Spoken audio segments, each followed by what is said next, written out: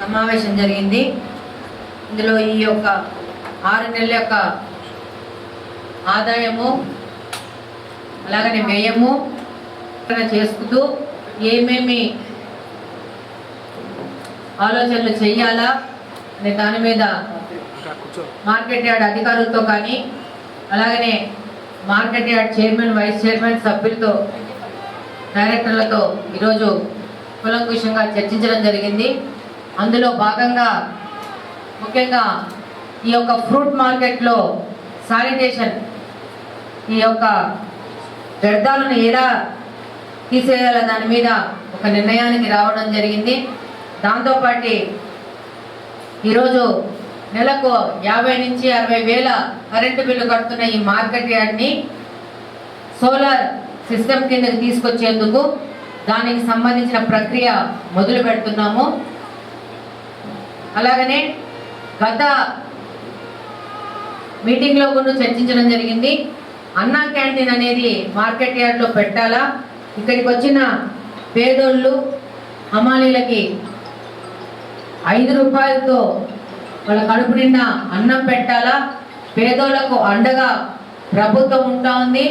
కడప నియోజకవర్గంలో మనము అందరము పేదోళ్ళకు అండగా ఉంటూ ముందుకు పోవాలా. దానికి తగు నిర్ణయాలు ఈరోజు మార్కెట్ యార్డ్ కమిటీలో లాస్ట్ టైమే తీసుకోవడం జరిగింది. దానిని అప్రూవల్స్ కోసం పంపించడం జరిగింది. దానికి త్వరితగతిన దానికి సంబంధించిన శాంక్షన్స్ చేయించుకొని ఎంత తొందరగా వీలైతే అంత తొందరగా మార్కెట్ యార్డ్లో అన్నా క్యాంటీన్ పెట్టే విధంగా ముందుకెళ్తాము. అలాగే గత మీటింగ్లో చర్చించిన విధంగా ఇక్కడికి వచ్చి పనిచేసే కూలీలకి బాత్రూమ్ సౌకర్యాలు, టాయిలెట్ సౌకర్యాల గురించి అప్రూవల్ వచ్చింది. దాని పని కూడా తొందరలో మొదలవబోతుంది. అలాగనే గత 4-5 సంవత్సరాలుగా నిర్లక్ష్యం చేసి ఒక మెగా షెడ్ ఒకటి గత ప్రభుత్వం నిర్లక్ష్యం చేసింది. ఏం చెప్పినా కరోనా పేరు చెప్పి తప్పించుకున్నారు. ఈరోజు మన యొక్క పాలక వర్గము ఇక్కడ మన పార్టీ యొక్క పాలక వర్గము బాధ్యతలు తీసుకున్న వెంటనే ఈ యొక్క మెగా షెడ్ను పూర్తి చేయడం జరుగుతూ ఉంది. ఒక 4-5 రోజుల్లో 2 షెడ్లు పూర్తి అవబోతున్నాయి. అలాగనే లాస్ట్ టైం ఇక్కడికి ఉన్న వాళ్ళకందరికీ మంచి సురక్షితమైన నీళ్లు ఏ విధంగా ఇవ్వాలనుకుని ఒక నిర్ణయం చేసుకున్నాము లాస్ట్ మీటింగ్లో. దానికి సంబంధించిన ఆర్ఓ కూడా శాంక్షన్స్ రావడం జరిగింది. 1000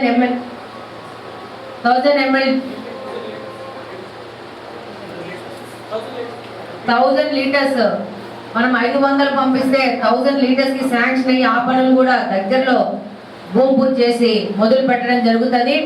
కడపలో ఉన్న మార్కెట్ యార్డ్ని చైర్మన్ గారు, వైస్ చైర్మన్ సుబ్బారెడ్డి గారు ఇద్దరు కలిసి కడపలో వాళ్ళు ఊహించని అంత పెద్ద ఎత్తున దీన్ని డెవలప్ చేసి ఆధునీకరణ చేసి ఇప్పుడు వచ్చిన మార్పులు కానీ ప్రభుత్వం పరంగా మనకి ఇచ్చిన సబ్సిడీలు కానీ అవకాశాలు కానీ సద్వినియోగపరుచుకుంటూ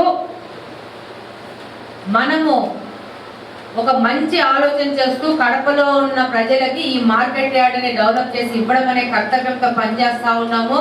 నెక్స్ట్ మీటింగ్ కల్లా ఈ రోజు చర్చించుకునేటువంటి సఫలీకృతం చేసుకొని నెక్స్ట్ మీటింగ్లో కొత్త అంశాలను చేపట్టే విధంగా ముందుకెళ్తున్నామని సందర్భంగా తెలియజేసుకుంటూ ఈరోజు గత 24, 25 నుంచి 26కు పెద్ద ఎత్తున యొక్క ఆదాయం పెంచుకోవడం జరిగింది మన ప్రభుత్వ హయాంలో. అలాగనే 26 నుంచి 27కు అంతకంటే ఎక్కువ ఆదాయం పెంచుకునే విధంగా ముందుకెళ్తా ఉన్నాము. ఖర్చులు తగ్గించుకునే విధంగా ముందుకెళ్తా ఉన్నాము.